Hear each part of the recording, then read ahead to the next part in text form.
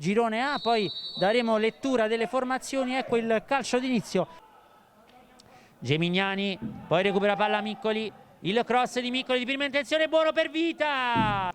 Ai suoi lati ci sono Pellicano, attenzione adesso Vita, direttamente Mazzafera che supera con un tocco Miccoli, attenzione, adesso va Sardo, scende Sardo, avanza al limite dell'area, entra in area, la conclusione di Sardo e la parata.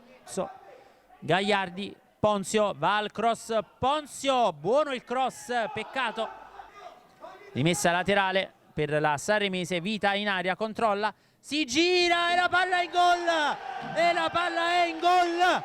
Grandissimo, grandissimo gol di Diego Vita che sblocca il risultato al 16esimo. Sanremese 1, Saluzzo 0. Di rigore, l'appoggio verso Breiano, il cross di Breiano è buono, va Gagliardi. Battuta la punizione da Mikhailovski a cercare Vita a lungo, attenzione Vita, Vita superato il portiere, poi Gagliardi e c'è